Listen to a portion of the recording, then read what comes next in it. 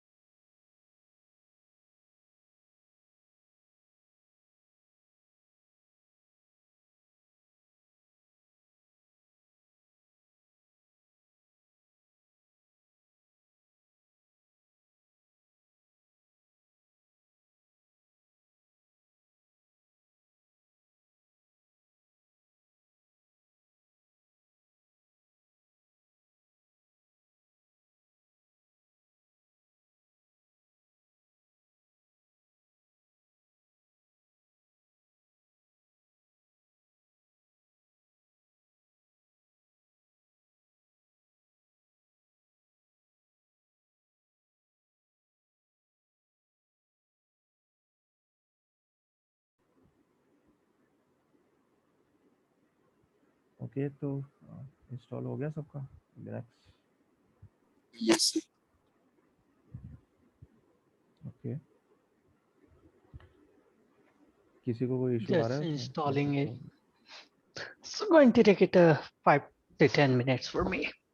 Okay, So we can start it up if you want it. बाकी किसी को कोई इशू आ रहा है इंस्टॉलेशन में? हो गया सबका इंस्टॉल?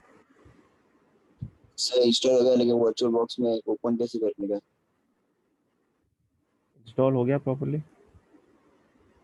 हाँ सर, सेटअप हो गया इंस्टॉल। ओपन तो क्या, सिंपली उसको डबल क्लिक करो, स्टार्ट हो जाएगा।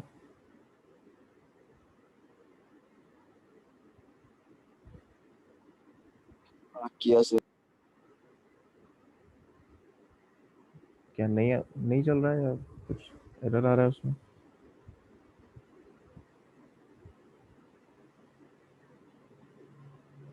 अगर कुछ प्रॉब्लम आ रही है, कुछ एरर आ रहा है, तो एक बार स्क्रीन शेयर करके दिखा दो अगर किसी को भी इस तरह का कुछ इशू आ रहा है तो।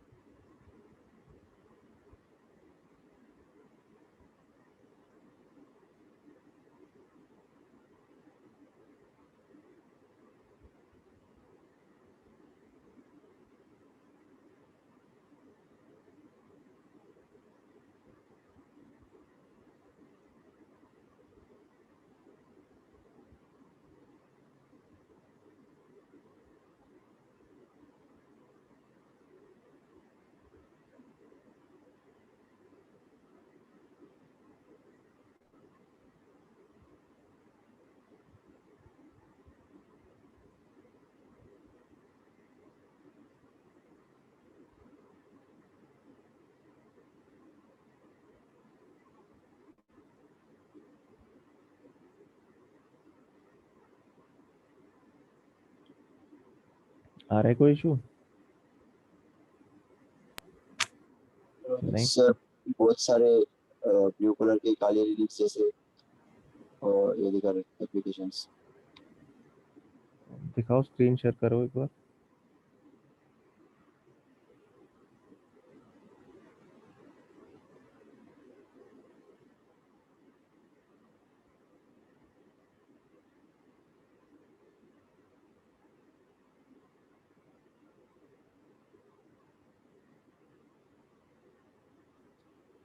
कैमरा स्टार्ट करके दिखाओ।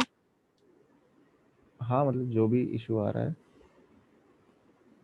तो वो उसमें करो। तो परमिशन नहीं दे रहा, कैमरा स्टार्ट कर। कैमरा क्या फ़ोन से ज्वाइन कर रहे हो क्या मीटिंग? हाँ, फोन से स्टार्ट, लैपटॉप पे ऊपर में। अच्छा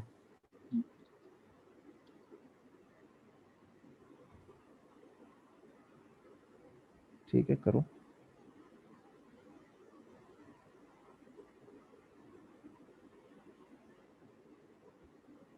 स्टेप आ रहे हैं। एक सेकंड।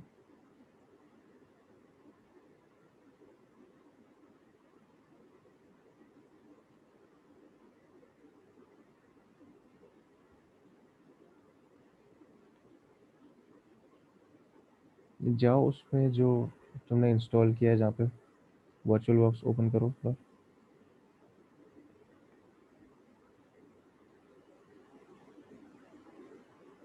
इसमें कहाँ इंस्टॉल थोड़ी ना है कहीं।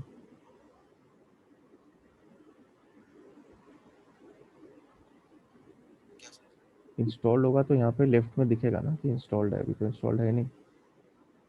Sir, I'm using the. Do you prefer VMware or VirtualBox? That's up to you. Okay, okay I'm comfortable with VMware. That's why I'm just asking. So you can use VMware, that's not an issue.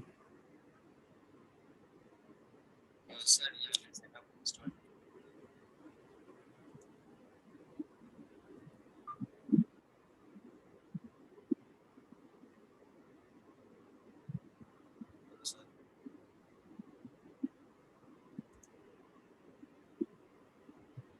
एक तो मैंने कल एक link दिया था, उसमें देखा था तुमने कि क्या उसमें इंस्ट्रक्शंस दिए हुए हैं? सर वहाँ से तो उसके हिसाब से करो फिर इंस्टॉल। ये तो अच्छा आज जो ISO है डाउनलोड हुई है ठीक है, तो उसमें प्रॉपर तुम्हें इसमें पहले ऐड करना पड़ेगा, फिर उसके इंस्टॉलेशन होगी, पूरा सेटअप होगा उसका, तब जाके तुम्हारे सिस्टम में आएगा काली लिनक्स। मतलब जैसे देखो काली लिनक्स का एक प्रॉपर ऑपरेटिंग सिस्टम है। जैसे विंडोज़ इंस्टॉल करते हो कभी तो उसमें प्रॉपर पूरा सेटअप प्रोसेस होता है ना, इसका भी ऐसा ही होगा।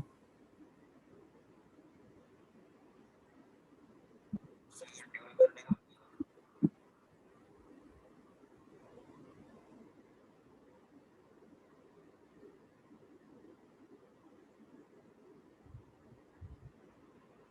क्या चीज़? विंडोज भी चाहिए और काली आवाज़ तुम्हारी बहुत धीरे आ रही है यार। सर विंडोज भी चाहिए और काली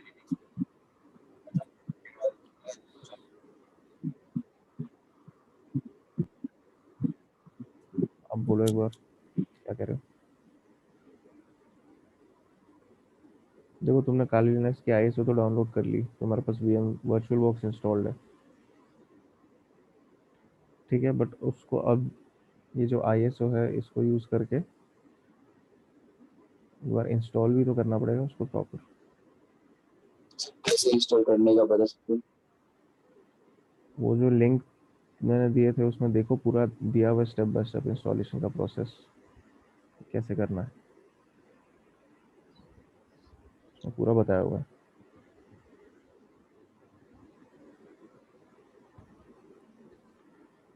पहले तो एक वर्चुअल मशीन नई इसमें क्रिएट करनी पड़ेगी, उसके बाद फिर उसमें पूरा इंस्टॉलेशन का जो प्रोसेस है, जो ISO यूज़ की है वो ISO के बेसिस पे फिर इंस्टॉलेशन उसके थ्रू होगी सारी। फिर दोबारा देखो वो इंस्ट्रक्शंस नहीं समझ आए तो फिर दोबारा पूछना और एक बार ट्राई करो उसके हिसाब से करना ही। ठीक है बाकी सब का क्या स्टेटस है इंस्टॉलेशन का? मतलब कोई अगर और किसी को इशू आ रहा है तो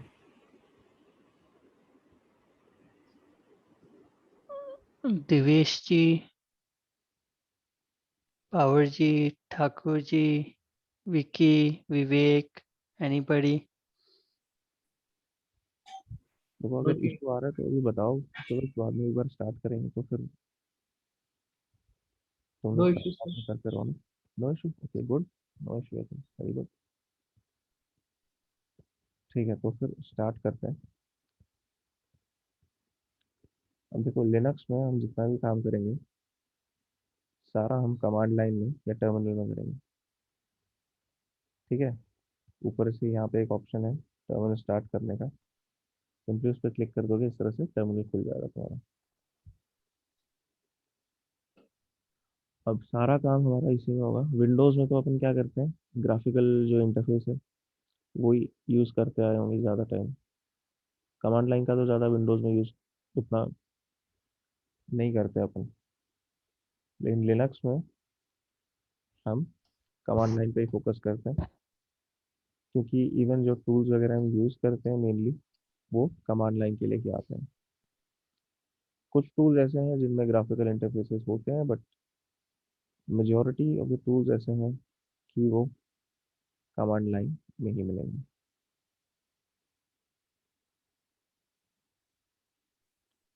ये तो कमांड लाइन के कुछ बेसिक जो है कमांड्स जो इसमें यूज होते हैं लिनक्स में, वो यहाँ पे डिस्कस करेंगे अपन पहले तो। Sir, are you using the graphical Linux or just a command-based Linux currently?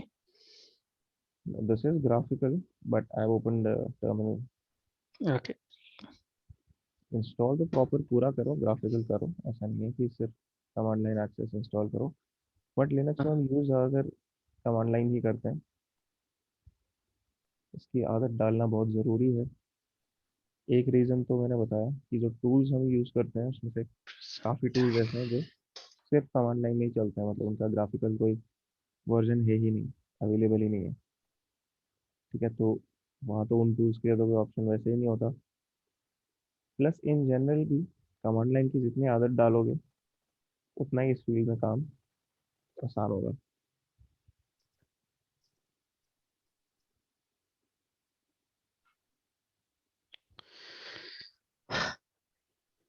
Okay, तो टर्मिनल खोला। अब टर्मिनल में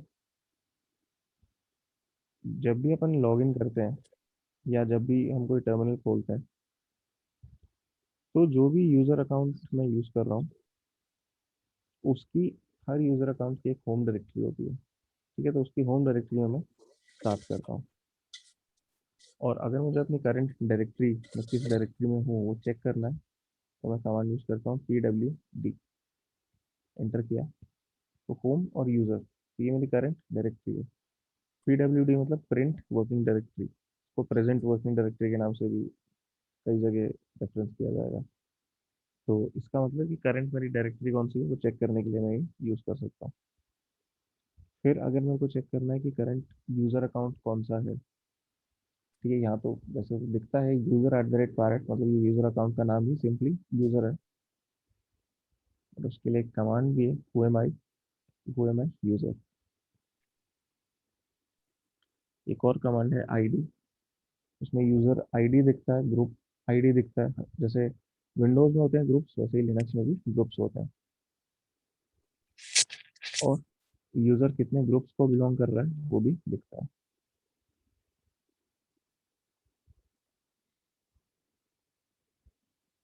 तो अब ये हो गए आईडी और who am I pw।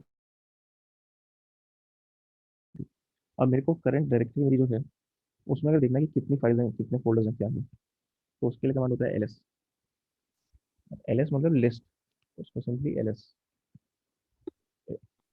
तो मैं जो हूँ, जिस डायरेक्टरी में हूँ, ये डायरेक्टरी क्या है, मेरे यूज़र की होम डायरेक्टरी, तो उसके अंदर इतनी फाइल्स फिलहाल हैं।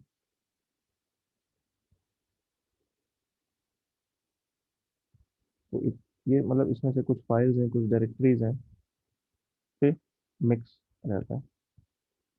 और यूजली जो टर्मिनल होता है उनका अलग अलग तरीका होता है, उसका अलग अलग कलरिंग होती है इस केस में, जैसे बताने के लिए कि क्या फाइल है, क्या डायरेक्टरी है। जैसे डायरेक्टरीज को इसमें इस तरह से ब्लू में हाईलाइट किया हुआ है, ये डॉक्यूमेंट्स डाउनलोड सब इसमें ब्लू में हाईलाइट किया है, बाकी फाइल्स ग्रीन में, और इमेजेस को इस तरह से थोड़ा सा ये वायलेट सा कलर दिया है।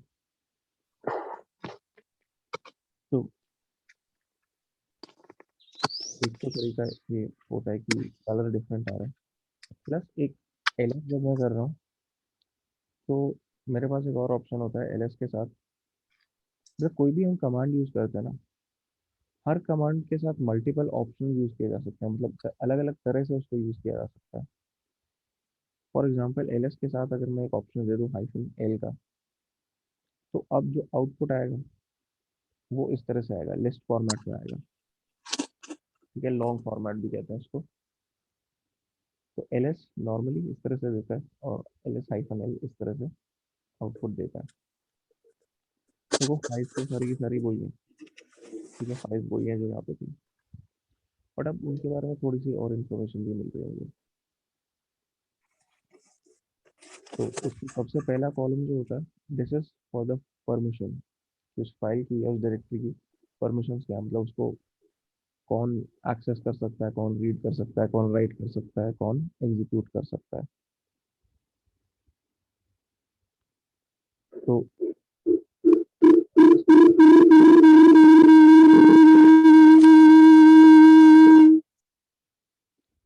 सबसे पहला जो कैरेक्टर होता है, जैसे इन दिस केस क्या है, डी, ये बताता है कि किस तरह की एंट्री है। डी मतलब डायरेक्टरी, फोल्डर। अगर ब्लैंक है ये, मतलब कि वो नॉर्मल फाइल है। डी मतलब डायरेक्टरी, और ये सिंपल ब्लैंक होगा तो मतलब कि फाइल। उसके बाद जो है ये फाइल की परमिशन होती है। परमिशन पे मैं आता हूँ अभी थोड़ी देर में, ठीक है, परमिशन पे भी आता है। फिर नेक्स्ट ये होता है कि अच्छा, ये जो वन है तो मतलब सिंपली कि कितने फाइल इसको पॉइंट कर रही है, मतलब मान लो जैसे मैंने कोई शॉर्टकट बना दिया, कोई लिंक बना दिया किसी फाइल के लिए यहाँ पे, तो उसका वन की जगह टू दिखाएगा यहाँ पे। बट बाकी ये सारी फाइल्स जो है, इनके लिए कोई लिंक्स नहीं, कोई शॉर्टकट्स नहीं जो इन फाइल्स को पॉइंट कर रहे हैं, तो ये वन ही रहेगा। फिर नेक्स्ट जो कॉलम है, दैट इज कि उस फाइल का ओनर कौन है। जो भी उस फाइल का ओनर है, उस अकाउंट का नाम, तो सर, तो इन दिस केस इस फाइल का ओनर कौन है, यूजर, तो वो दिया होगा। फिर वो फाइल किस ग्रुप को बिलोंग करती है। यूजली क्या होता है, जो ओनर होता है उसी के ग्रुप को फाइल बिलोंग करती है, तो ग्रुप भी यूजर ही है यहाँ पे। फिर इन दिस केस ये वाली फाइल जैसे है, इसका ओनर है रूट, और जिस ग्रुप को बिलोंग कर रही है वो भी रूट है। विंडोज में जैसे हमारे पास होता है एडमिनिस्ट्रेटर, लिनक्स में होता है रूट, उसका इक्विवेलेंट। तो सबसे ज़्यादा जो हाईएस्ट लेवल ऑफ प्रिविलेज किसी भी सिस्टम पे लिनक्स में रूट की होती है। तो और कोई अकाउंट होना हो सिस्टम पे, रूट अकाउंट तो होगा ही। और वैसे ऐसे यूजली नहीं होता कि कोई अकाउंट नहीं होता, बट सेम कि बाकी अकाउंट की तो कुछ भी नाम हो सकता है, बट एक रूट अकाउंट तो डेफिनेटली होगा सिस्टम पे।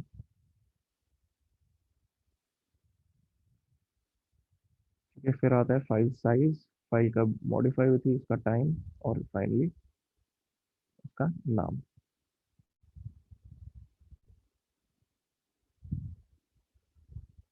अच्छा, अब मान लो कि मेरे को डायरेक्टरी चेंज करनी है, किसी और डायरेक्टरी में जाना है। उसके लिए कमांड होता है cd, चेंज डायरेक्टरी। अब जो मेन रूट होता है, रूट मतलब रूट यूजर की बात नहीं कर रहा हूँ, मतलब फाइल सिस्टम का रूट, जिसके अंदर बाकी पूरा का पूरा फाइल सिस्टम कंटेन्ड है लिनक्स का, उसको रिप्रेजेंट करते हैं सिंपली एक फॉरवर्ड स्लैश से। तो cd फॉरवर्ड स्लैश एंटर। अब इसी के अंदर पूरा का पूरा लिनक्स का फाइल सिस्टम आ जाता है। तो यहाँ पे ls किया, तो ये जितनी डायरेक्टरीज है, bin dev home lib32 mnt pop run, ये सारी पूरा का पूरा लिनक्स का जितनी भी फाइल्स हैं जो भी है सारा इसी के अंदर है, क्योंकि ये इसका फाइल सिस्टम का रूट है। पूरा का पूरा फाइल सिस्टम इसी के अंदर कंटेन्ड है, जो भी है इसी में है। तो अभी जो हम ये फाइल्स देख रहे थे वो इस होम डायरेक्टरी में मेरा जो यूजर अकाउंट है यूजर उसके अंडर है। मान लो मुझे उसमें जाना है होम डायरेक्टरी में, तो cd/home इस तरह से मैं कर सकता हूँ। अच्छा, अब होम डायरेक्टरी जो भी ऊपर वाली डायरेक्टरी होती है, जैसे होम डायरेक्टरी में मैं अभी हूँ, तो अगर मैं कहूँ इसकी पेरेंट डायरेक्टरी क्या होगी, तो जो ये फाइल सिस्टम का जो रूट था, जो मेन डायरेक्टरी थी, ये होती है, ये हुई इसकी parent directory.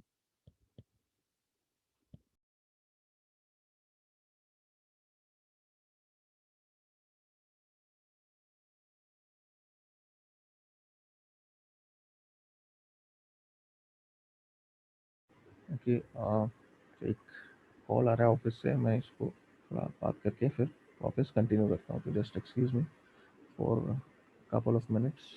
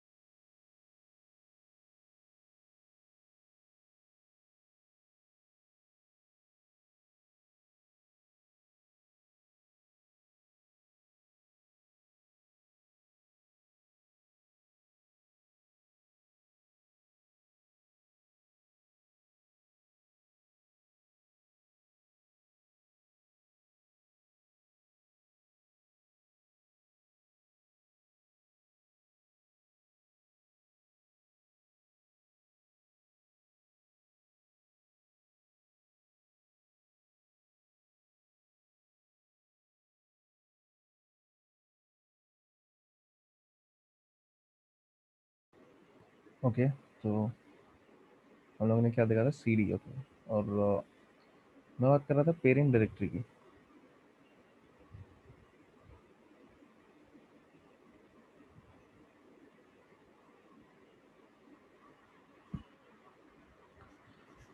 Dual boot first time use कर दो खाली, या मतलब लिनक्स से इससे पहले भी यूज़ किया है? इससे पहले कभी भी किया है यूज़ तुझे?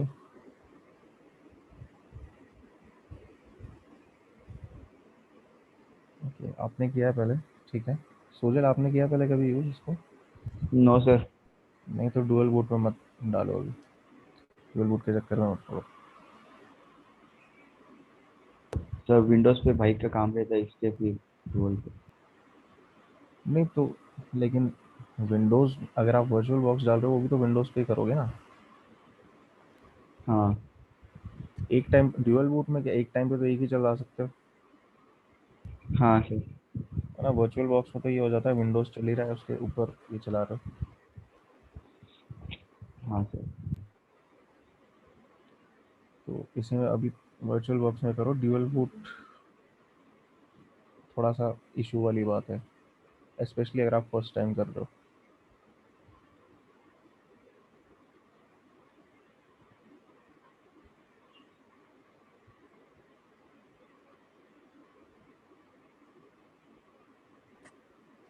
तो अच्छा, मैं क्या बता रहा था कि जैसे अब मैं ये होम डायरेक्टरी में हूँ, ठीक है, तो इसकी पेरेंट डायरेक्टरी क्या हुई, ये जो मेन डायरेक्टरी थी वो।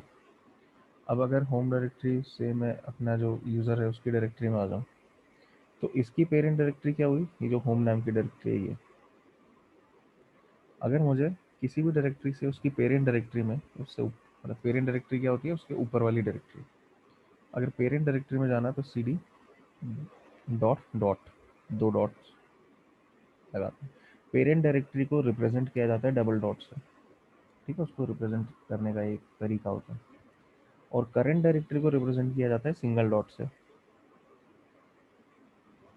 अब ऑफकोर्स करंट डायरेक्टरी में cd तो करने का कोई मतलब नहीं है, but in just in general current directory को सिंगल डॉट से रिप्रेजेंट करते हैं। और किसी भी डायरेक्टरी से किसी भी डायरेक्टरी में जा सकते हैं। जैसे मैं होम से चाहूँ तो इसमें बिन में जा सकता हूँ, सीधा इससे होम यूज़र में जा सकते हैं।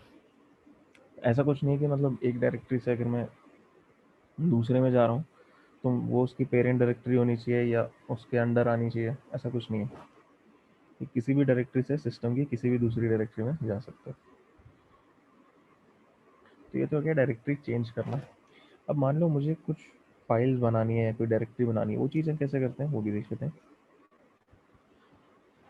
तो डायरेक्टरी बनाने के लिए कमांड होता है मेक डायरेक्टरी mkdir, ठीक है, मेक डायरेक्टरी mkdir, और उसके बाद डायरेक्टरी का नाम। तो फॉर एग्जांपल न्यू dir नाम की मैं एक डायरेक्टरी यहाँ पे बनाता हूँ, और ये कहाँ बन रही है, जहाँ मेरी ये करंट जो होम डायरेक्टरी है उसके अंदर में हूँ, तो उसमें बनेगी ये। अगर मैं चाहता हूँ तो इसका कहीं पाथ स्पेसिफाई कर सकता हूँ, जैसे बिन और इसके अंदर कहीं बनाऊँ, ये भी मैं कर सकता हूँ। अभी के लिए इसको यहीं बनाते हैं, ठीक है। तो न्यू dir नाम की एक डायरेक्टरी बन गई। मैं ls अगर करूँगा तो मुझे दिखनी चाहिए कहाँ है ये न्यू dir,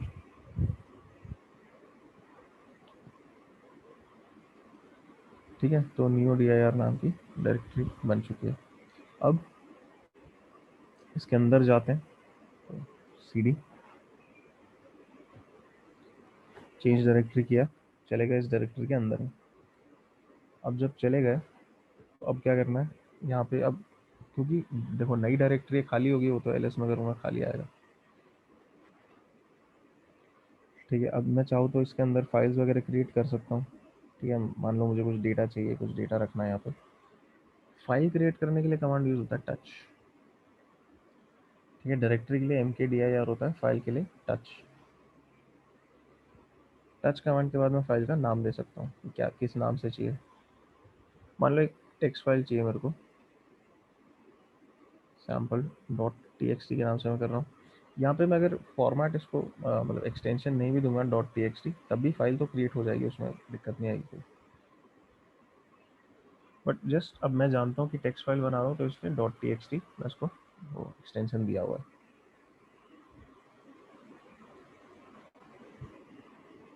तो इस नाम से एक फाइल बन जाएगी। अब देखो ये sample.txt फाइल बन गई। अब मुझे क्या करना है, इस फाइल के अंदर कुछ डेटा डालना है। तो डेटा डालने के लिए मैं यूज़ करूँगा कमांड, एक्चुअली कमांड नहीं मतलब देखो क्या होता है, जैसे टेक्स्ट एडिटर्स होते हैं, जैसे विंडोज़ में नोटपैड हो गया या वर्ड हो गया। वर्ड खैर थोड़ा सा ज़्यादा एडवांस हो जाता है नोटपैड के कंपैरिजन में, लेकिन टेक्स्ट एडिटर्स के थ्रू हम लोग टेक्स्ट डालते हैं फाइल्स में normally.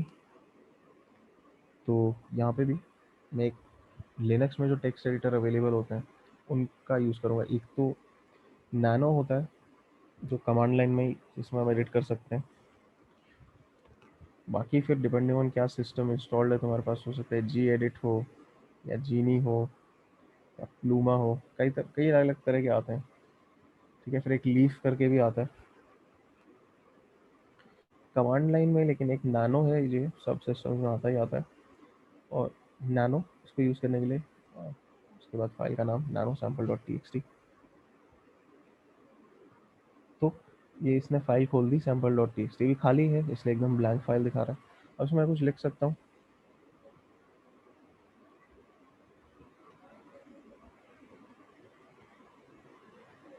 Hello this is a line of text, simply मैंने इसमें लिखा। और नीचे इसमें कुछ शॉर्टकट्स भी बताया मैंने कि यूज़ कैसे करना है उसको। तो ये जो हर लेटर से पहले ये वाला जो सिंपल है, इसका मतलब कि इस की को कंट्रोल के साथ प्रेस करो। तो मुझे एग्जिट करना है तो मैं कंट्रोल एक्स प्रेस करूँगा। तो मैं कंट्रोल एक्स प्रेस कर रहा हूँ तो मुझे सेव करने के लिए पूछ रहा है, तो वाई यस मुझे सेव करना ही है। फाइल नेम टू राइट मतलब क्या यही नाम रखना है या फिर चेंज करना है, मुझे यही रखना है। तो अब फाइल एडिट हो चुकी है।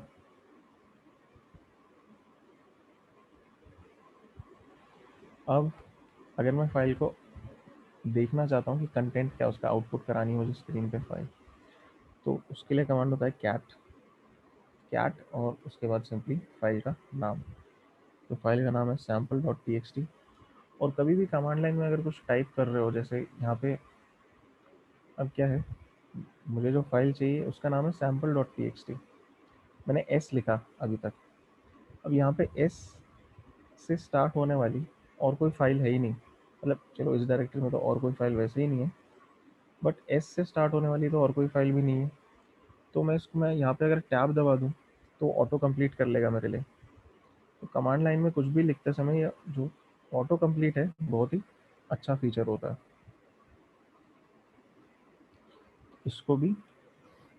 इसको यूज़ करोगे काम और एफिशिएंट हो जाएगा और जल्दी कर पाओगे चीज़ें टाइप। हर बार पूरा सब कुछ टाइप नहीं करना पड़ेगा। और मैं भी यूज़ करता हूँ इसका काफ़ी। मैं क्या एक्चुअली जैसे जैसे तुम आदत डालोगे इसकी भी आदत हो जाएगी ये ऑटो कंप्लीट टैब यूज़ करके। ठीक है, तो कैट sample.txt इसको एग्जीक्यूट कराते हैं और sample.txt में जो था टेक्स्ट वो यहाँ पे आउटपुट हो चुका है।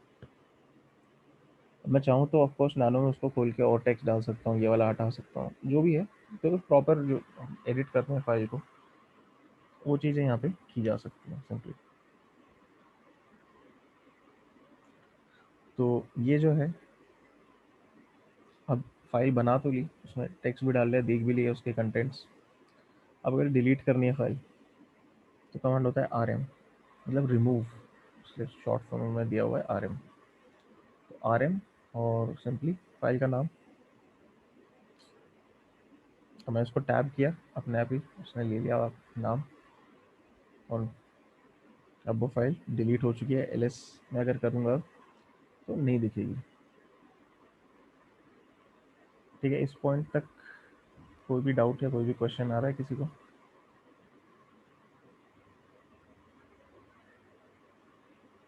No sir. No, okay. Sir file जब बना ली ना नई मैं, हाँ तो फिर वो सेव करने के लिए एंटर ही प्रेस करने का है ना, तो आपने हाँ बताया। जैसे कोई भी कमांड लिखा, एंटर प्रेस करो, एग्जीक्यूट हो जाएगा। अच्छा ओके। और इवन जैसे वो टेक्स्ट एडिटर था, वो सेव के लिए पूछता है, तो उसमें y और n पूछता है। वो y मतलब यस, सेव हो जाएगा, n करोगे तो नो, सेव नहीं होंगे चेंजेस। तो उस हिसाब से। Okay sir. अच्छा, अब इसको रिमूव कर लिया, ls किया, कुछ नहीं मिला। पिछले पिछली डायरेक्टरी में जाते हैं, पेरेंट डायरेक्टरी में इसकी, और मुझे न्यू dir भी रिमूव करना है, बट ये क्या है, एक डायरेक्टरी है, फाइल नहीं है। इसके लिए कमांड है rmdir, ठीक है, रिमूव डायरेक्टरी। इस तरह से ये रिमूव हो जाएगी। अब मैं ls करूँगा यहाँ पे, तो यहाँ पे वो जो डायरेक्टरी थी न्यू dir, वो अब जा चुकी है, डिलीट हो चुकी है वो।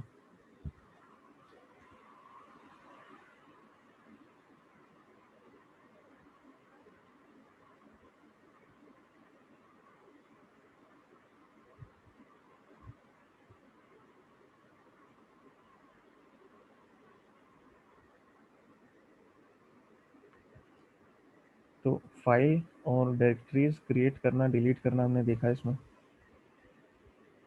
अच्छा, अब कट पेस्ट और कॉपी पेस्ट वो भी देख लेते हैं कैसे होगा। अच्छा, अब एक सेकंड रुको।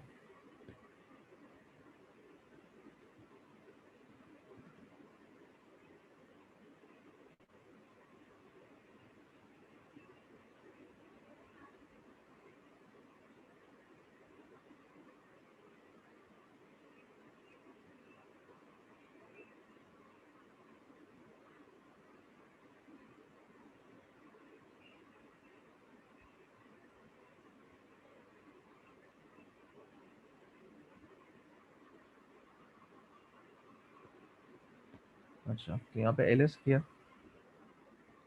ये सारी फाइल्स देखी। अब कोई भी एक फाइल का यहाँ पे एग्जांपल मैं ले लेता हूँ, कॉपी और कट कैसे करते हैं वो हम देखते हैं। तो जैसे मान लो ये users.txt नाम की एक फाइल है, मुझे इसको कॉपी करके इस म्यूजिक डायरेक्टरी के अंदर डालना है। तो कॉपी के लिए कमांड होगा cp, और फिर उसके बाद दो पार्ट है, सोर्स और डेस्टिनेशन। मतलब फाइल, सोर्स फाइल कौन सी है, कहाँ से लेनी है फाइल, और फिर डेस्टिनेशन कहाँ उसको रखना है। तो सोर्स फाइल कौन सी है मेरी, यहाँ पे users.txt। अगेन मैंने यहाँ पे ऑटो कंप्लीट का बार बार मैं यूज़ करूँगा हर जगह। तो अगर वो अपने आप कंप्लीट हो रहा है मतलब मैं टैब यूज़ कर रहा हूँ वहाँ पे। और अब नेक्स्ट मुझे देना है कि इसको डालना कहाँ है। तो जो म्यूज़िक डायरेक्टरी है इसके अंदर, और फिर किस नाम से उसको सेव करना है वो भी मुझे यहाँ देना पड़ेगा। तो मुझे तो users.txt के नाम से ही सेव करना है, तो मैं वही नाम दूंगा। तो कॉपी हो गई फाइल, यहाँ पे तो है ही वो फाइल, लेकिन अब मैं म्यूज़िक डायरेक्टरी के अंदर जाके चेक करूँ तो यहाँ भी ये फाइल दिखेगी।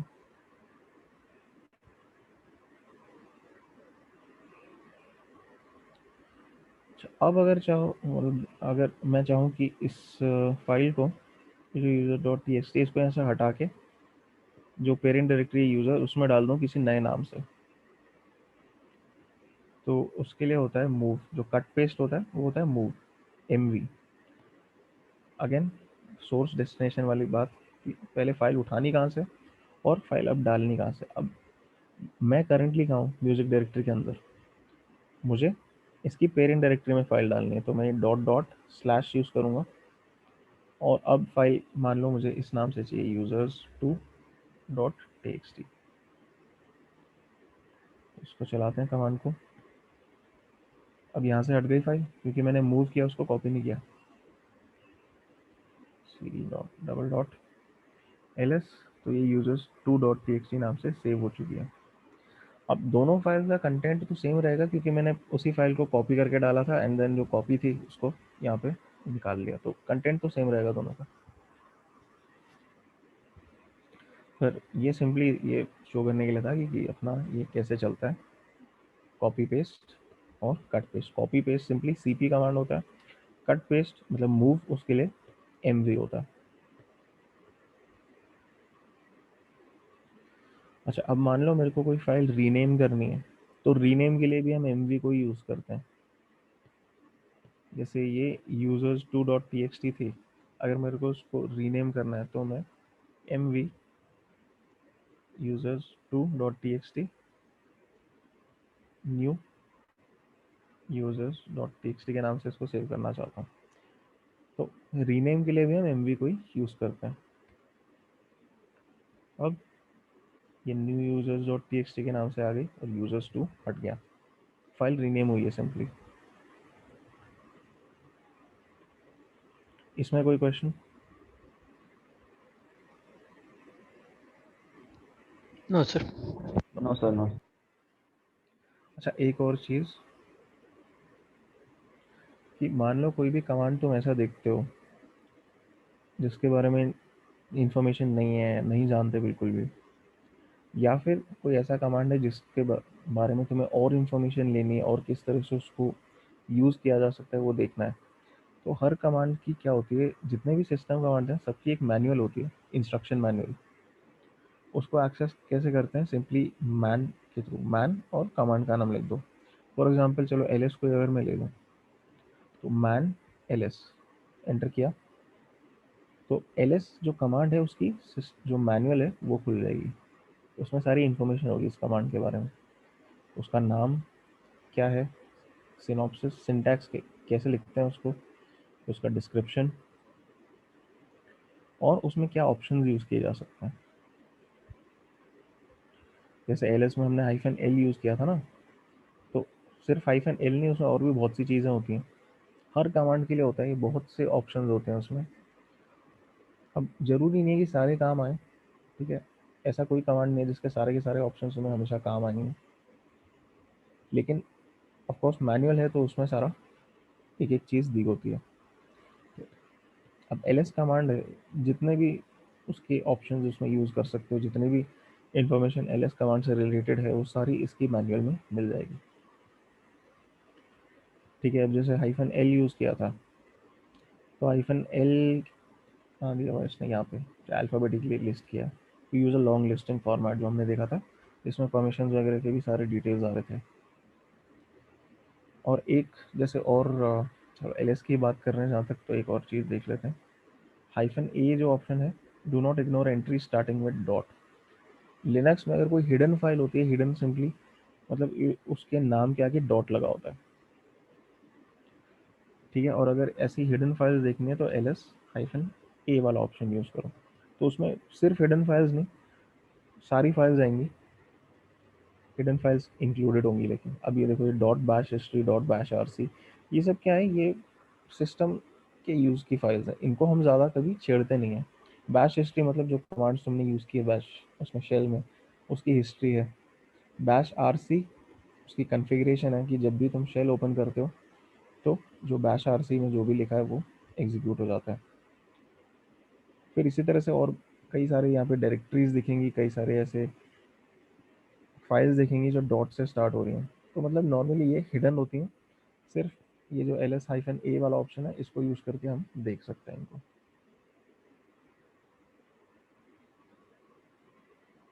बाकी इनसे इंटरेक्ट करना नॉर्मल जैसे किसी फाइल से करते हो वैसे ही होगा वो, उसमें कोई फ़र्क नहीं पड़ेगा। मतलब जैसे अगर मुझे कोई हिडन फाइल आउटपुट करनी है तो सिंपली कैट और उस फाइल का नाम लिख दूंगा डॉट को इंक्लूड करके। तो इंटरेक्ट तो हम हिडन फाइल से भी वैसे ही करते हैं जैसे बाकी किसी फाइल से करते हैं, उसमें कोई फ़र्क नहीं पड़ेगा।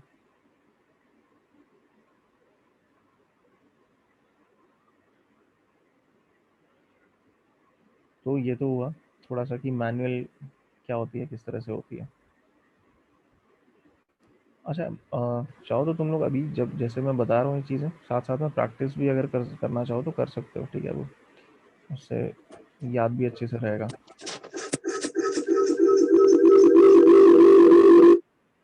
रोहित, तुम्हारा थोड़ा सा कुछ ऑडियो का वो है इशू।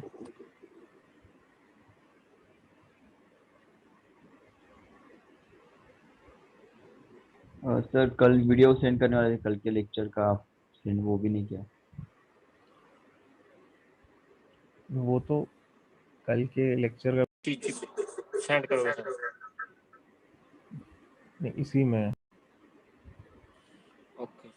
ओके। ओके। अच्छा, अब जैसे हमारा इंस्टॉल नहीं हुआ था क्या चीज़? खाली नेक्स्ट इंस्टॉल हुआ है। तो यार साउंड हाउस करो पहले।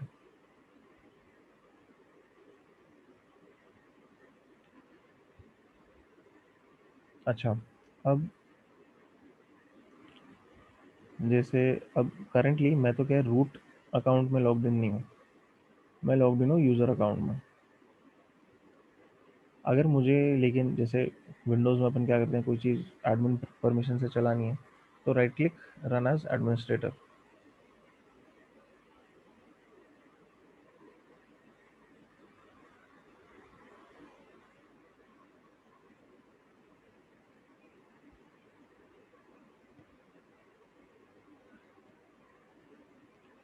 तो इसमें लिनक्स में सिंपली क्या होता है, एक कमांड होता है sudo।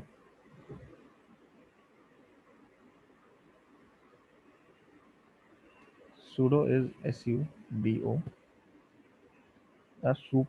Super user do. Super user मतलब ऐसा यूज़र जो मतलब रूट प्रिविलेजेस हो जिसके पास। तो सुपर यूज़र डू मतलब कि कोई कमांड अगर मैं super user do sudo command से sudo के साथ यूज़ कर रहा हूँ, इसका मतलब मैं वो कमांड एज रूट चला रहा हूँ, रूट की परमिशन से चला रहा हूँ। रन एज एडमिनिस्ट्रेटर जो होता है ना विंडोज़ में, उसका इक्विवेलेंट होता है sudo लिनक्स में। तो अब ठीक है, नॉर्मल तो अपन जो कमांड्स चला रहे हैं ls और ये सब, तो sudo की ज़रूरत नहीं है। बट मान लो कोई ऐसी डायरेक्टरी है जिसको मेरे को एक्सेस करने की परमिशन नहीं है लेकिन रूट को है, तो sudo में यूज़ करके फिर वहाँ पे ls कर सकता हूँ या cd कर सकता हूँ उसमें, अगर नॉर्मल मेरे को परमिशन नहीं है।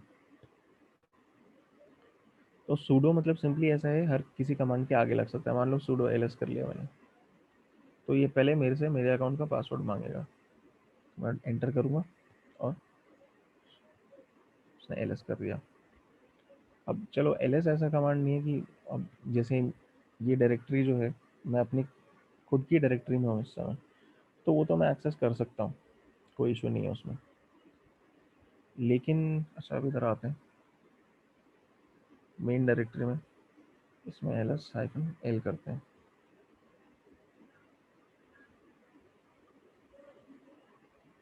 अब ये देखो, ये रूट की जो डायरेक्टरी है, मतलब ये क्या है, रूट यूज़र की होम डायरेक्टरी होती है। इसके अंदर जाते हैं,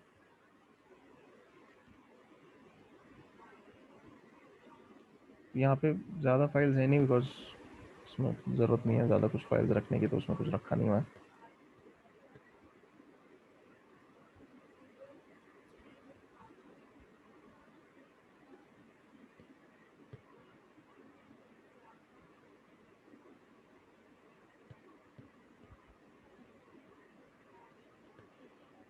तो अब इसमें लेट्स से कि मैं यहाँ पे एक फ़ाइल बनाने की कोशिश करता हूँ, और नैनो जो मैंने दिखाया था मैं उससे नई फाइल भी क्रिएट कर सकता हूँ, न्यू फाइल डॉट txt। तो देखो यहाँ पे वार्निंग दिखा रहा है directory dot is not writable. Dot मतलब करेंट डायरेक्टरी जो है वो राइटेबल नहीं है। सिंपली हेलो लिख के अगर मैं उसको सेव करूँ,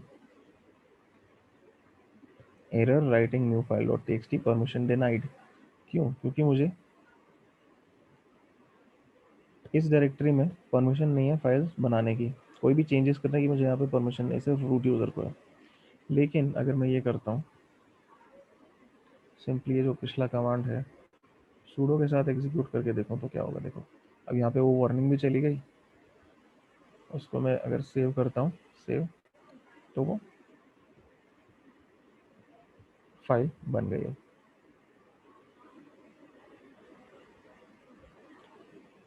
इसी तरह से इसको डिलीट करते हैं,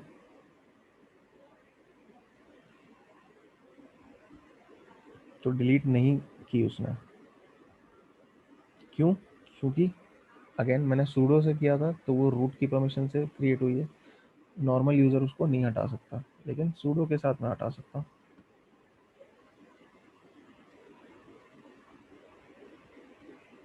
अब देखो sudo rm किया तो फाइल चली गई।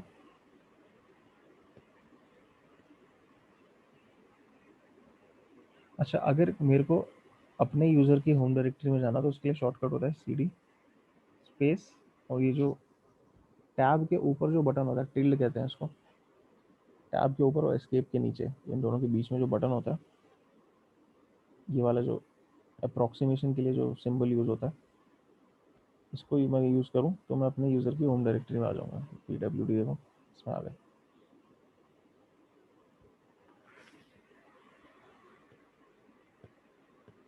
ठीक है, और इसमें कोई क्वेश्चन?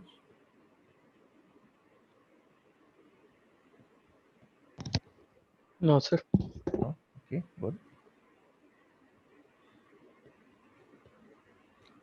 अच्छा, नेटवर्क अगर इंफॉर्मेशन चाहिए मुझे कि नेटवर्क इंटरफेसेस क्या क्या हैं और क्या क्या मतलब उन इंटरफेसेस से एसोसिएटेड आईपी एड्रेसेस क्या क्या हैं, तो ये इन्फॉर्मेशन अब जो पहले की लिनक्स वर्जन थे उनमें आती थी इफ कन्फिग कमांड के थ्रू।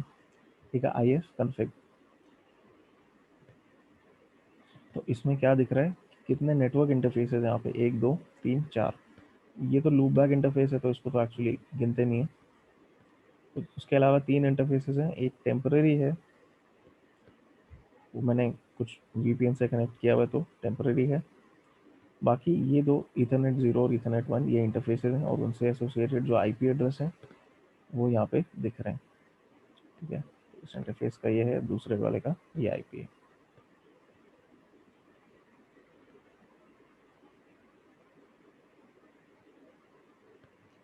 अब जो आजकल आने लगा है सिस्टम में, मतलब इफ कन्फिग को ये लोग धीरे धीरे से फेज आउट कर रहे हैं। ये लोग कोशिश कर रहे हैं, ये लोग चाह रहे हैं कि इफ कन्फिग का यूज़ ख़त्म हो जाए, उसकी जगह आईपी एड्रेस नाम का कमांड आ रहा है, आईपी स्पेस ए या आईपी स्पेस ADDR करो तो सेम चीज़ है। तो उसमें भी इंफॉर्मेशन सेम मिलेगी, थोड़ा सा फॉर्मेट उसका डिफरेंट हो गया, but otherwise exact same information मिल रही है। तो अगर मुझे नेटवर्क इंटरफेसेस के बारे में इंफॉर्मेशन चाहिए तो मैं इस तरह से ले सकता हूँ।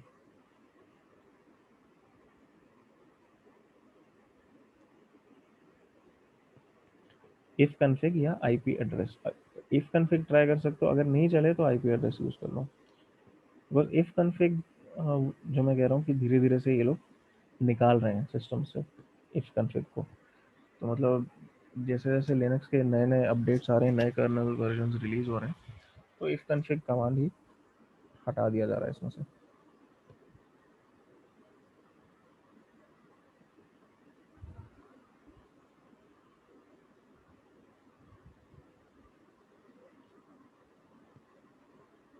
तो अब कई बार ऐसे ज़रूरत पड़ेगी अपना आईपी एड्रेस चेक करने की, तो वो इस तरह से कर सकते हो।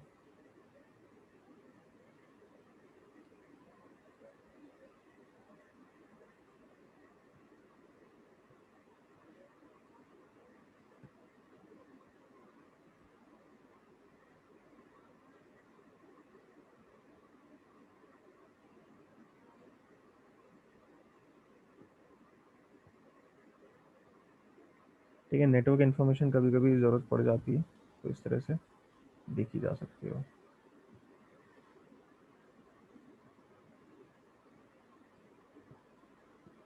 फिर मान लो ये देखना है कि कितने यूज़र्स करंटली लॉग्ड इन है, तो उसके लिए फिंगर कमांड होता है। ठीक है, करंटली तो अब ऑफकोर्स ऐसा तो है नहीं कि मल्टीपल लोग इसको एक्सेस कर रहे हैं, सिर्फ मेरा ही अकाउंट है जो करंटली लॉग्ड इन है, तो एक ही अकाउंट के लिए वो दिखा रहा है।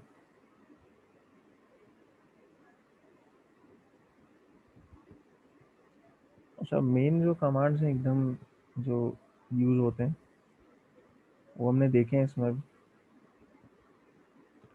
और अच्छा, कैट जो मैंने दिखाया था उसका एक ऑल्टरनेटिव भी मैं दिखा देता हूँ। देखते हैं पहले तो फाइल, कोई ऐसी फाइल जो लंबी हो, क्योंकि कैट तो देखो क्या करता है, जो फाइल है उसका आउटपुट लेके कहाँ टर्मिनल में डाल देता है पूरा का पूरा।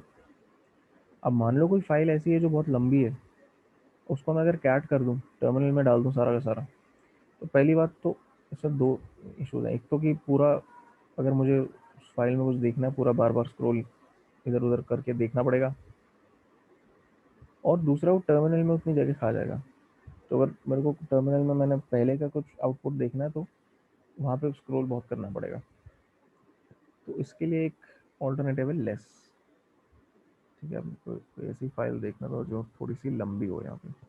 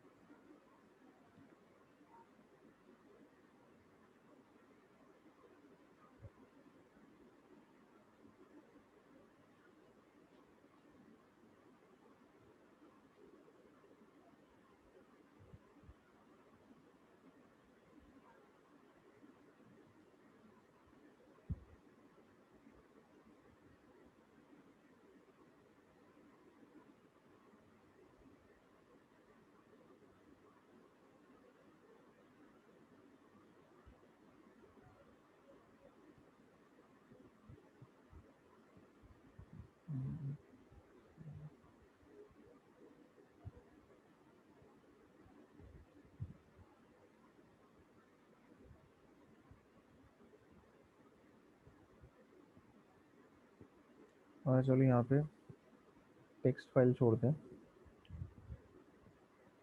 इमेज को अगर मैं कैट करके देखता हूँ तो इस तरह से आता है। ठीक है, ऑफकोर्स ये टेक्स्ट नहीं है तो फॉर्मेट थोड़ा इस तरह से अजीब सा दिखेगा, कैरेक्टर्स जो हैं वो मतलब रीडेबल नहीं है, लेकिन ये लंबी फाइल है तो इसलिए मैंने इसको यूज़ कर लिया। ये और कोई टेक्स्ट फाइल मेरे पास वहाँ है नहीं जो काफ़ी लंबी हो। तो मुझे कैट करने पे क्या होता है, पूरा आउटपुट टर्मिनल पे ही लिख देता है। तो मान लो मुझे पहले ही किसी कमांड का आउटपुट देखना है, मुझे पूरा स्क्रॉल करके देखना पड़ेगा। तो इससे बेटर है कि मैं एक कमांड यूज़ करूँ लेस। एनीवे यस, अब एज लॉन्ग एज ये फाइल खुली हुई है मैं इसमें ऊपर नीचे स्क्रॉल करके देख सकता हूँ, और सिंपली जब मेरा काम बंद हो जाएगा, काम मतलब काम खत्म हो जाएगा इस फाइल का, तो मैं इसमें क्यू दबा के एग्जिट कर सकता हूँ और मैं वापस यहीं पे आ जाऊँगा। तो मेरा टर्मिनल भी क्लटर नहीं हो रहा इसमें से, इस वजह से। तो लेस जो है दैट इज़ एन ऑल्टरनेटिव इसका। और किसी ऐसी फाइल से डील करना है जो काफ़ी बड़ी हो तो this is much better, it's a much better command.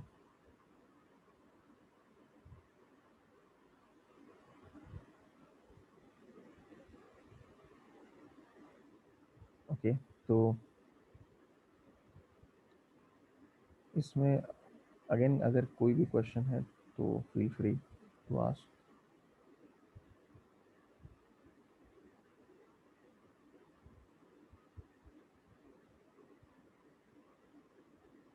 No. No, sir. ठीक है, एक और कमांड देखते हैं PS, जिससे प्रोसेसेस जो भी चल रहे हैं सिस्टम पे एज करंट यूज़र वो दिख जाएंगे। सारे यूज़र्स के लिए देखना है तो PSA,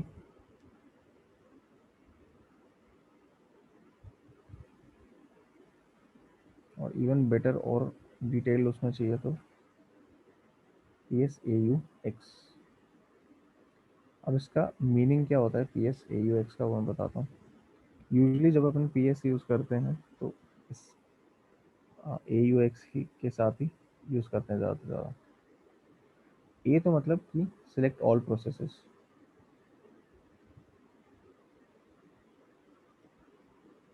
ठीक है। ए यू भी इसलिए कि मतलब जितने भी यूज़र्स हैं सबके प्रोसेसेस दिखा दो। ए मीनिंग ए में हम यूज़र्स का नहीं स्पेसिफाई कर रहे, ए में मतलब सब तरह के प्रोसेस दिखाओ, सिर्फ टर्मिनल से एसोसिएटेड नहीं, सारे तरह के प्रोसेस दिखाओ। यू मतलब सभी यूज़र्स के दिखाओ।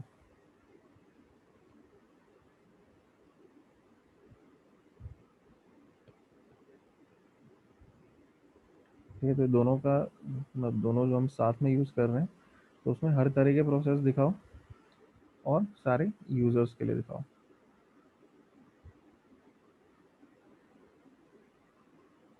और यूज़र्स के लिए दिखाओ के साथ साथ ये भी है कि कौन सा प्रोसेस किस यूज़र से एसोसिएटेड है वो भी दिखाओ। जैसे ये यूज़र इन्फॉर्मेशन भी यहाँ पे आ रही है, नॉर्मली नहीं आती, तो यूज़र इन्फॉर्मेशन भी हमें देखनी है, इसलिए हमने यू कमांड यूज़ किया।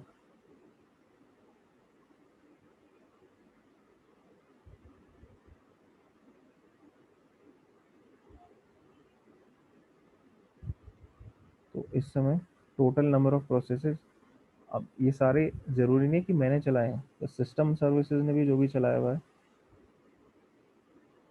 जैसे डेटाबेस सर्वर चल रहा है, कोई और टूल चल रहा है, उसका प्रोसेस है, तो वो सारे भी दिख जाएंगे।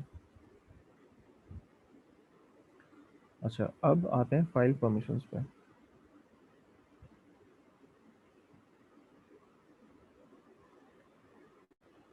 कोई भी फाइल लेते हैं जो, अच्छा ये फाइल थी न्यू यूजर्स डॉट txt, इसी को ले लेते हैं। चलो, अब इसकी परमिशंस अभी क्या है। पहली बात तो जो पहला कैरेक्टर है ब्लैंक है, मतलब कि ये फाइल है, ठीक है, चलो वो तो हमें पता है कि फाइल है, बट जस्ट अगर तुम पहली बार देख रहे हो किसी उसको एंट्री को, तो पहला कैरेक्टर ब्लैंक मतलब कि वो फाइल है, और पहले अगर उसमें डी होता है मतलब वो डायरेक्टरी है, फोल्डर है। तो पहला कैरेक्टर ब्लैंक मतलब फाइल। अब बाकी जो परमिशंस होती हैं, देखो किसी भी फाइल की 3 तरह की परमिशन हो सकती हैं, रीड, राइट और एग्जीक्यूट। रीड मतलब कि तुम फाइल के कंटेंट्स देख सकते हो, राइट मतलब चेंज कर सकते हो कंटेंट्स उसके, और एग्जीक्यूट मतलब अगर वो एग्जीक्यूटेबल फाइल है तो उसको एग्जीक्यूट कर सकते हो, रन कर सकते हो। टेक्स्ट फाइल में एग्जीक्यूट का कोई मीनिंग नहीं होता। कोई भी ऐसी फाइल जो एग्जीक्यूटेबल नहीं है उसमें एग्जीक्यूट का कोई मीनिंग नहीं होता। तो यहाँ पे अब जो परमिशन होते हैं, 3 सेट होते हैं परमिशन के, ठीक है। पहला सेट होता है ओनर के लिए, फाइल ओनर के लिए। दूसरा सेट होता है ग्रुप के लिए, जिस ग्रुप को वो फाइल बिलोंग करती है। और तीसरा होता है अदर्स, मतलब जो कोई ऐसा यूज़र जो ना उस फाइल का ओनर है, ना उस फाइल जिस ग्रुप को बिलोंग करती है ना वो उसका पार्ट है, तो अगर उन दोनों का ही वो पार्ट नहीं है तो उसको क्या परमिशन होगी, वो तीसरा सेट होता है। तो ये जो पहला होता है RWX, 3 ही तरह की परमिशन हो सकते हैं किसी भी फाइल के लिए, रीड, राइट, एग्जीक्यूट। पहला सेट ओनर, दूसरा ग्रुप का, ये तीसरा अदर्स। तो अच्छा, ये चलो दूसरी फाइल है, खैर परमिशन दोनों में सेम है। अगर मैं इस फाइल को लूँ न्यू यूजर्स डॉट txt, इसमें ओनर क्या कर सकता है, रीड और राइट, फाइल के कंटेंट देख भी सकता है, मॉडिफाई भी कर सकता है। क्योंकि ये टेक्स्ट फाइल है तो इसमें एग्जीक्यूट का कोई मीनिंग ही नहीं है। ग्रुप मतलब कोई ऐसा यूज़र जो ओनर नहीं है लेकिन यूज़र नाम के ग्रुप को बिलोंग करता है, वो क्या कर सकता है, वो सिर्फ रीड कर सकता है, वो फाइल मॉडिफाई नहीं कर सकता, राइट नहीं कर सकता। और अदर्स के लिए भी सेम ही है, आर, मतलब कि अगर कोई और है वो भी सिर्फ फाइल को रीड कर सकता है, चेंज नहीं कर सकता। अगर कोई परमिशन ब्लैंक है मतलब वो परमिशन असाइन नहीं है वहाँ पे। जैसे रीड राइट, यूज़र के पास रीड राइट है लेकिन एक्स की जगह ब्लैंक है, मतलब एग्जीक्यूट परमिशन नहीं है। अगेन क्योंकि ये टेक्स्ट फाइल है इसलिए इसमें एग्जीक्यूट परमिशन का कोई मीनिंग नहीं है, लेकिन जस्ट अभी एक्सप्लेन करने के लिए मैं वो चीज़ यहाँ पे बता रहा हूँ। तो ये बेसिक परमिशन का जो डिस्कशन है ये क्लियर हुआ सबको?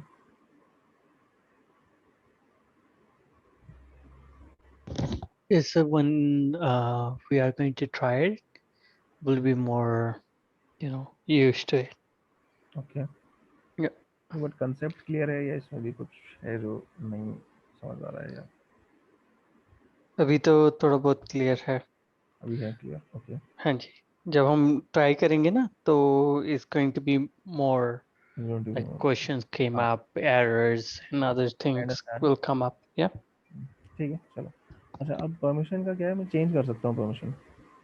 मैं फाइल ओनर हूँ, मेरे पास राइट परमिशन है, तो मतलब मैं इसकी परमिशन भी चेंज कर सकता हूँ। तो चेंज करके देखते हैं। जो कमांड होता है उसके लिए that is known as chmod, ठीक है, चेंज मोड के लिए होता है chmod, और इससे हम परमिशंस चेंज करते हैं। तो chmod, और पहले मैं ये देखूंगा कि मुझे परमिशन मतलब क्या करना है, कुछ परमिशन ऐड करनी है या कोई परमिशन रिमूव करनी है। मान लो मेरे को क्या करना है कि एग्जीक्यूट परमिशन ऐड करनी है इस फाइल के लिए, हालांकि उसका कोई मीनिंग नहीं है अगेन क्योंकि टेक्स्ट फाइल है, फिर भी जस्ट एज एन एग्जांपल अगर मुझे इसमें एग्जीक्यूट परमिशन ऐड करनी है तो chmod, अब 3 सेट होते हैं, यूजर, ग्रुप और ओनर। यू, जी और ओ से रिप्रेजेंट होते हैं। यूजर, ग्रुप, ओनर नहीं, सॉरी, यूजर, ग्रुप और अदर्स, यू, जी, ओ। तीनों को एक साथ अगर तीनों के लिए कोई परमिशन करनी है तो ऑल आ जाता है, ए आ जाता है उसकी जगह। तो यहाँ मैं ए प्लस एक्स दे सकता हूँ, या सिंपली ए को भी हटा दूँ, प्लस एक्स दे सकता हूँ नॉर्मली, प्लस एक्स इसको new users dot txt। chmod, फिर क्या परमिशन चेंज करनी है, और फिर फाइनली फाइल का नाम। अब मैं अगर ls-l करता हूँ, अच्छा ls-l में भी मैं फाइल का नाम दे सकता हूँ, तो सिर्फ उसी के लिए दिखाएगा, तो इसी के लिए दिखा रहा है। अब देखो rwx, r-x और r-x, एग्जीक्यूट परमिशन ऐड हो गई सब के लिए, यूजर के लिए भी, ग्रुप के लिए भी, अदर्स के लिए भी। सिमिलरली अगर ये परमिशन सबके लिए हटानी है तो -x हो जाएगा यहाँ पे। अब अगर चेक करोगे परमिशंस तो एग्जीक्यूट परमिशन हट गई, ओरिजिनल जैसे जो परमिशंस थी वो ही रही हैं फाइल की। अब अगर मैं चाहता हूँ कि सिर्फ ग्रुप को राइट परमिशन दे दूँ मैं, तो chmod ग्रुप रिप्रेजेंट होता है जी से, जी प्लस, क्योंकि मुझे परमिशन ऐड करनी है ग्रुप के लिए, जी प्लस, और कौन सी परमिशन, राइट, तो डब्ल्यू, और दोबारा से फाइल का नाम।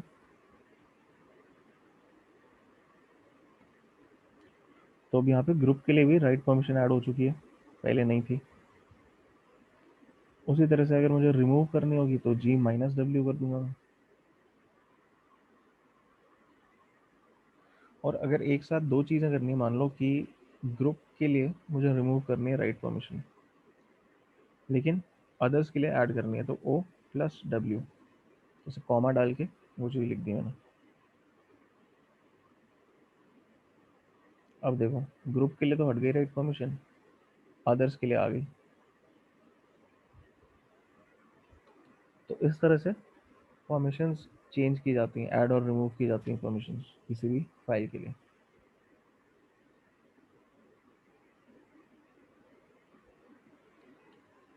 मुझे ओरिजिनल जो सिचुएशन है वही चाहिए, तो मैं इसका रिवर्स कर दूँ यहाँ पे।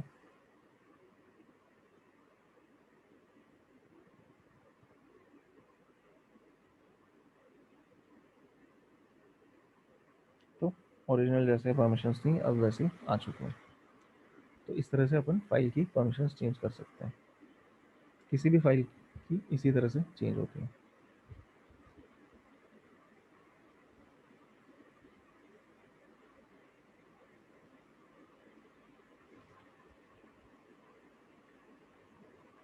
कोई क्वेश्चन इसमें? No sir. Not yet, sir. ये चीज़ें अपना भी थोड़ा अपने सिस्टम पे भी करके देखो, थोड़ा एक्सपेरिमेंट करके देखो इन कमांड्स वगैरह से, तो पहली बात तो समझ अच्छे से आएगा, एकदम बैठ जाएगा कि हाँ दिमाग में कि ये कमांड्स क्या है, कैसे काम कर रहे हैं, क्या काम कर रहे हैं। प्लस दूसरी चीज़ ये होगी कि अगर कोई कहीं अटक रहे हो, कुछ फंस रहे हो, तो वो चीज़ भी फिर तुम्हें पता चल जाएगा कि हाँ कहाँ प्रॉब्लम आ रही है।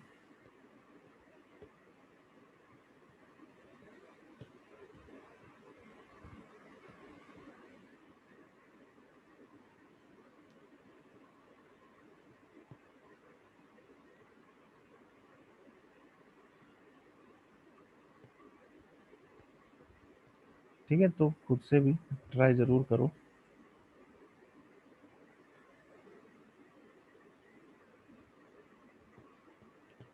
अच्छा, अब ये हमने अभी तो परमिशंस की बात की फाइल्स के लिए, डायरेक्टरीज में जहाँ मैं परमिशन की बात करता हूँ ना, वहाँ पे थोड़ा सा डिफरेंस आ जाता है। पहली बात तो डायरेक्टरीज में एग्जीक्यूट करने का क्या है, डायरेक्टरी है, मैं एग्जीक्यूट क्या करोगे, मैं बताता हूँ क्या होता है। रीड तो मतलब कि सिंपली तुम डायरेक्टरी के जो कंटेंट्स है वो रीड कर सकते हो, मतलब एलएस कर सकते हो, उसके कंटेंट्स देख सकते हो, लिस्ट कर सकते हो। अगर तुम्हारे पास राइट परमिशन है डायरेक्टरी के लिए, मतलब ऑफकोर्स तुम उसमें मॉडिफिकेशन कर सकते हो, चेंजेस कर सकते हो, मतलब कि उसमें उस डायरेक्टरी के अंदर और फाइल्स ऐड कर सकते हो, फाइल्स हटा सकते हो, उन फाइल्स में चेंजेस कर सकते हो, अगर राइट परमिशन है डायरेक्टरी के लिए। और एग्जीक्यूट का मतलब होता है कि अगर एग्जीक्यूट परमिशन है तुम्हें किसी डायरेक्टरी की, मतलब तुम उस डायरेक्टरी के अंदर जा सकते हो, सीडी कर सकते हो उसके अंदर। ये होता है डायरेक्टरीज का परमिशंस का मीनिंग।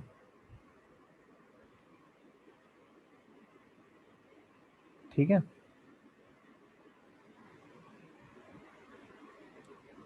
कोई अगर यहाँ पे अगेन क्वेश्चन आ रहा है तो ज़रूर पूछो। ये लिनक्स की एकदम बेसिक चीज़ है, अगर इसमें डाउट रहेगा तो हो सकता है आगे जाके दिक्कत है। नहीं, क्लियर है सब? ओके। Yes sir. अब ये कमांड जो है, अब हो सकता है कुछ लोग पहले से फेमिलियर होंगे जिन्होंने लिनक्स पहले यूज़ किया है। अगर तुमने नहीं किया और तुम पहली बार देख रहे हो ये कमांड्स, तो खुद से प्रैक्टिस करके ज़रूर देखना, तभी एक आइडिया होगा अच्छे से कि कई कमांड्स का उसी में पता चलता है प्रॉपरली कि हाँ कैसे काम कर रहा है, क्या कर रहा है।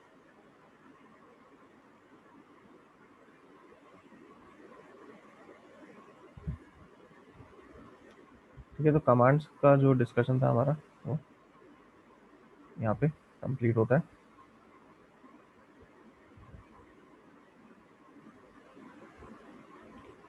अब अगेन जो है प्रैक्टिस इसकी कर लो, और अपना नेक्स्ट जिसके बाद टॉपिक है वो स्टार्ट करते हैं। थोड़ा मतलब कंप्लीट तो नहीं होगा आज वो, बट स्टार्ट करते हैं। ठीक है, तो 5 मिनट 10 मिनट का ब्रेक ले लो, रिवाइज करो ये जो भी हुआ है, कोई भी अगर उसमें क्वेश्चन निकलता है तो पूछो, फिर आगे अपन स्टार्ट करते हैं नेक्स्ट वाला उसके बाद।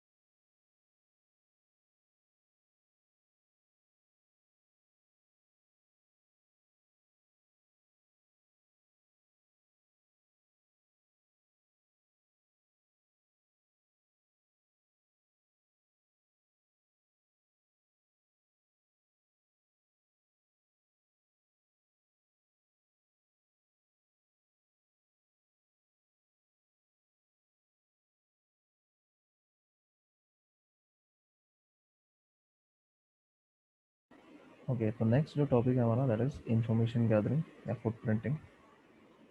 मतलब कि जो भी टारगेट है मेरा उसके बारे में कितनी इन्फॉर्मेशन मुझे मिल सकती है वो देखना।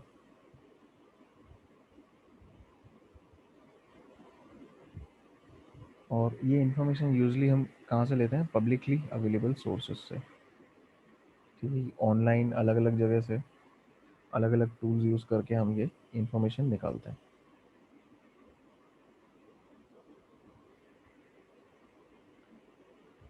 तो फुटप्रिंटिंग या इंफॉर्मेशन गैदरिंग का एक बहुत ही मेजर सोर्स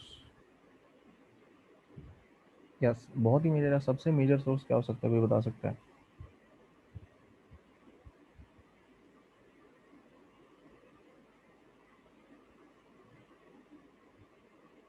सबसे मेजर सोर्स फुटप्रिंटिंग का, किसी भी चीज़ के बारे में इंफॉर्मेशन ढूंढनी है ऑनलाइन तो मेन सोर्स क्या होता है उस चीज़ का? कहाँ जाते हो अगर कोई इन्फॉर्मेशन ढूंढनी होती है तो? गूगल।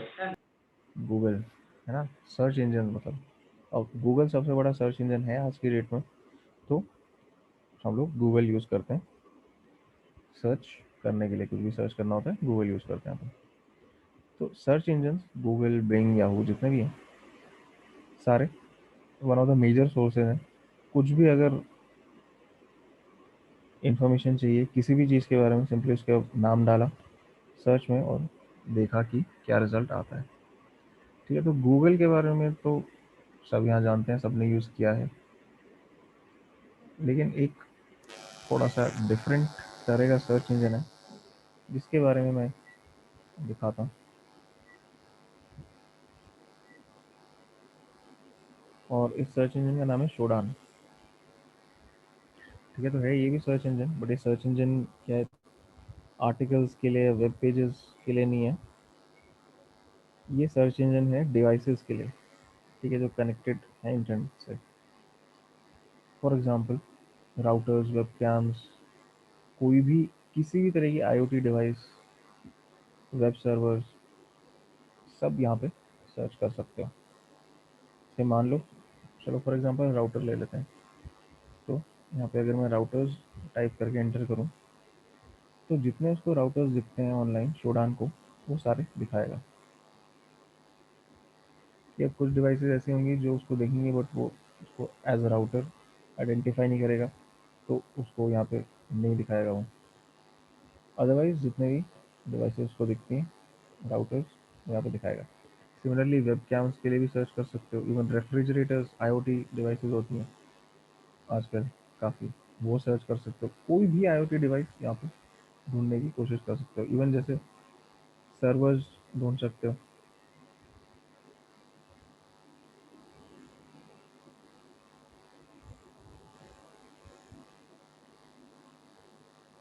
ठीक है, तो सर्वर्स उसको जितने मिलते हैं सारे दिखाएगा।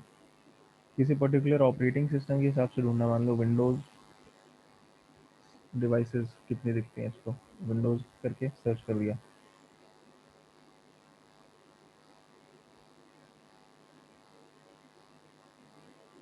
तो वो डिवाइसेस दिखा देगा।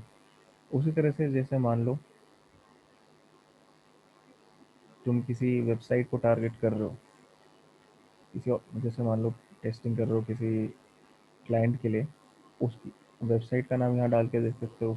अगर कोई आईपी तुम्हारे पास ऑलरेडी इंफॉर्मेशन है वो डाल के देख सकते हो कि शोडान उसको दिखाता है या नहीं।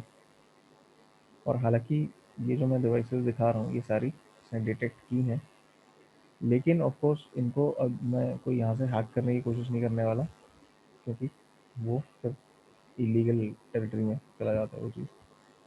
ठीक है, तो उसमें डिवाइसेस आईपीज वगैरह दिख रहे हैं, but I am not going to just click on them और स्टार्ट हैकिंग। वो चीज़ मैं नहीं करने वाला, और तुम लोग भी मत करना ये। That is the point. Because जिस चीज़ की परमिशन नहीं है उस चीज़ को हैक करने की बिल्कुल कोशिश नहीं करनी है तुमने। बट ये जस्ट दिखाने के लिए है जो मैं यहाँ पे सर्चेस कर रहा हूँ कि किस तरह से काम कर सकता है, किस तरह से तुम्हें डिटेल्स मिल सकते हैं। अब जैसे टोटल रिजल्ट्स विंडोज़ डिवाइसेस के लिए इसके पास इतने अगर आए हैं, तो उसने वो भी फ़िल्टर किया है कि टॉप कंट्रीज़ सबसे ज़्यादा रिजल्ट्स कहाँ से आए हैं। अब मैं यूनाइटेड स्टेट्स पे क्लिक करूँ तो वो अब सिर्फ यूनाइटेड स्टेट्स के हिसाब से दिखाएगा, लेकिन अगर सर्च फिल्टर्स मुझे यूज़ करना है तो यहाँ पे एरर दे रहा है, तो मुझे लॉगिन करना पड़ेगा उसके लिए। तो उसमें भी ठीक है, तुम फ्री अकाउंट बना के उसको यूज़ कर सकते हो, फ्री अकाउंट के लिए पैसे नहीं देने पड़ते। बट लॉगिन इसलिए मांगता है वो, ताकि उसके पास ट्रैक रहे कि तुम क्या कर रहे हो, क्या नहीं, किस तरह की सर्च कर रहे हो, एक एक चीज़ ट्रैक होती है। बिकॉज ये जो इन्फॉर्मेशन है अटैकर्स यूज़ कर सकते हैं, इसलिए जो भी अगर कोई इंडेप्थ सर्च करनी है तो उसके लिए वो कहता है कि लॉगिन करो। और इवन अगर तुम अपने आप से कोई सर्वर होस्ट कर रहे हो, कोई सिस्टम होस्ट कर रहे हो, उसके बारे में इंफॉर्मेशन यहाँ ढूंढ के देखो कि क्या इंफॉर्मेशन मिलती है, क्या वो यहाँ से एक्सेस हो सकता है कोई ऐसी डिवाइस तुमने रखी हो जो तुम चाहते नहीं हो कि एक्सेसिबल हो इंटरनेट पे ऑनलाइन, बट शोडान पे दिख जाए, अगर तुम ढूंढते हो तो फिर उसमें देखो कि उसको कैसे हटाया जाए। मतलब अगर शोडान डिटेक्ट कर रहा है डिवाइस को, मतलब कि इंटरनेट पे कोई भी डिटेक्ट कर सकता है।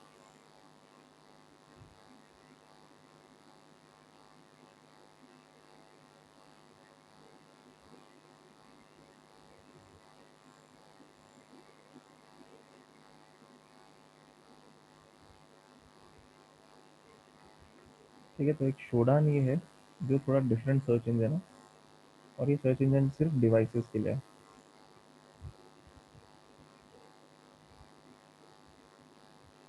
बाकी अच्छा, ओके, टाइम हो रहा है आज का सेशन खत्म करने का, तो इस टॉपिक में आगे हम कल कंटिन्यू करेंगे। कई सारी चीज़ें हैं, कई सारे टूल्स हैं जो हम देखेंगे यहाँ पे, जिसके थ्रू हम इंफॉर्मेशन कलेक्ट कर सकते हैं, गैदर कर सकते हैं।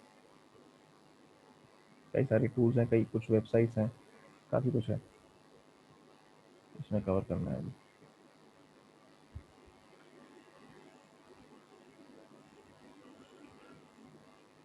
तो अच्छा, अभी तक जो भी हमने आज कवर किया, कोई भी उसमें से क्वेश्चन है किसी का, कोई भी डाउट है, कुछ भी क्वेश्चन है तो पूछ सकते हो अभी। No sir. No, okay. और डेफिनेटली मैं ये कहूँगा कि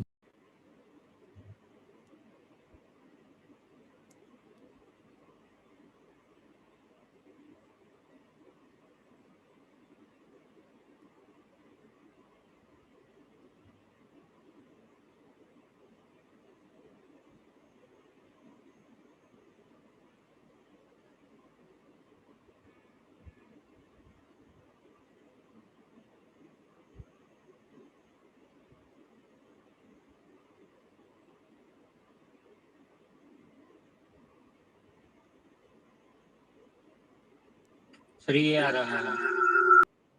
ये एरर नहीं है, इसको बंद करो, एरर थोड़ी है, चल ही नहीं रहा सर। इससे आगे नहीं चल रहा। लेकिन नहीं सर, थोड़ी देर रुक के देखा, मतलब 1-2 मिनट वेट करके भी कुछ नहीं हो रहा। कुछ नहीं हो रहा सर।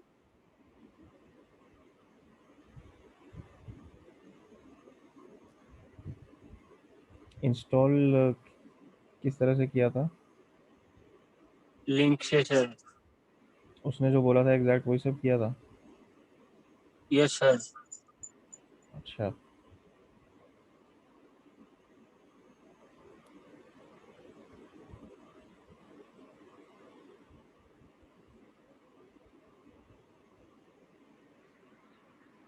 क्या कह रहा है? No bootable medium found system halted. अच्छा, वो एरर दिखा रहा है। इसको तो बंद करो पहले, क्रॉस जो है उस पर क्लिक करके। वो नहीं, ये जो मैसेज आ रहा है ऑटो कैप्चर कीबोर्ड वाला, उसको बंद करो।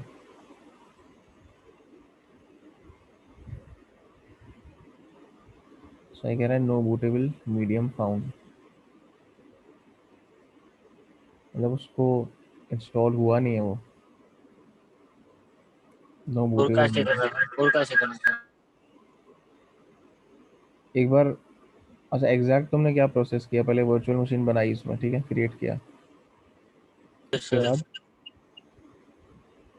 पहले डाउनलोड किया सर, फिर वो शो नहीं हुआ। डाउनलोड किया फिर वो शो नहीं हुआ। शो नहीं हुआ। नो सर, फिर वो मशीन में वर्चुअल बनाई थी, बाद में होता था।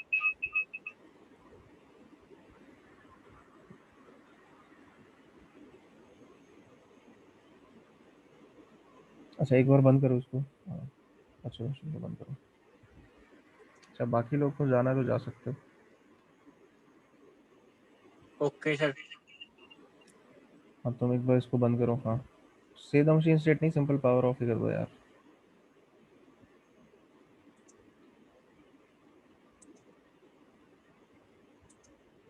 अब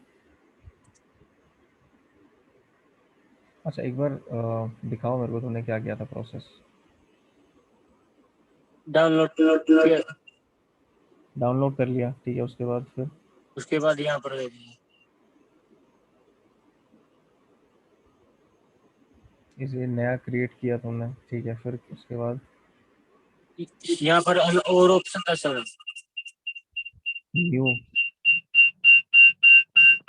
तो साउंड ना करो यार अपने कुछ। यहाँ पर ऑप्शन और था सर, वो क्लिक किया था, जैसे वो वीडियो में कह रहा था।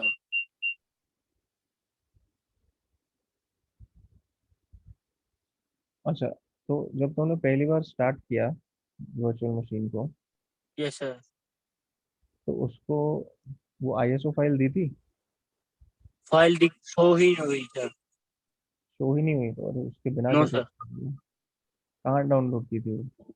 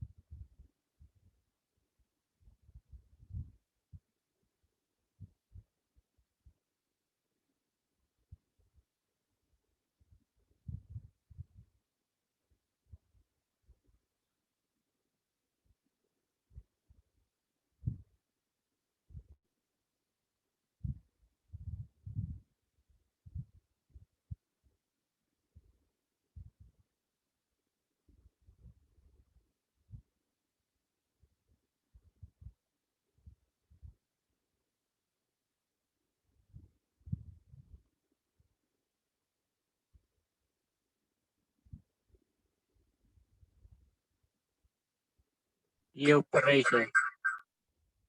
वो तो कैंसिल्ड दिखा रहा है। अच्छा नहीं लेकिन दोबारा से हुई तो है वो ऊपर। हाँ यहाँ पे हुई है, जाके देखो फोल्डर में। फिर डबल टैप करना सर। नहीं सिंपल फोल्डर में तो जाके देखो पहले।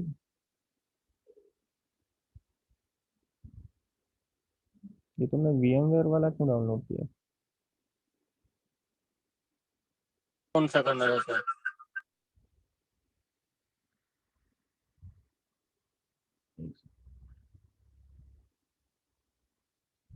kali.org वाले से जाके कर लो ना इंस्टॉलर पूरा। kali.org/download।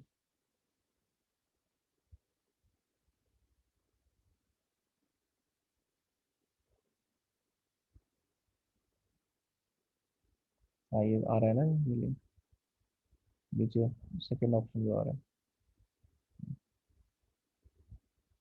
ये सर। हाँ, यहाँ से डाउनलोड करो ये इंस्टॉलर वाला वर्जन जो दिखा रहा है ना ऊपर, पहला वाला, इस पर डाउनलोड करो।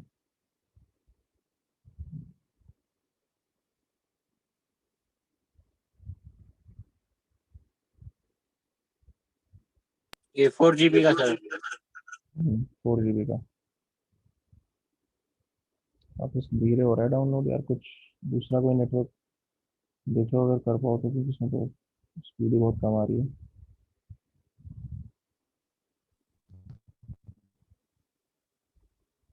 तो इसके बाद क्या करना था? बाद फिर इंस्टॉल होगा।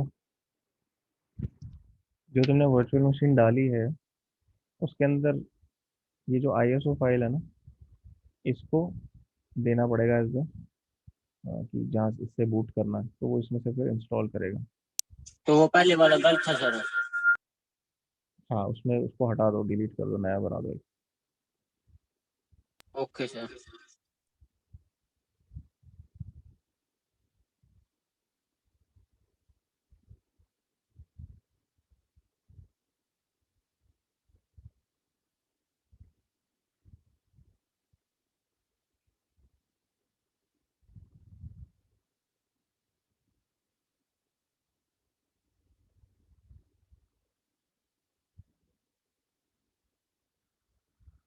ठीक है, तो ये जब होगा तो ये तो करना। ओके सर, जैसे उसने प्रोसेस किया वैसे करना था। हाँ ओके सर। ठीक है, इससे करके देखना।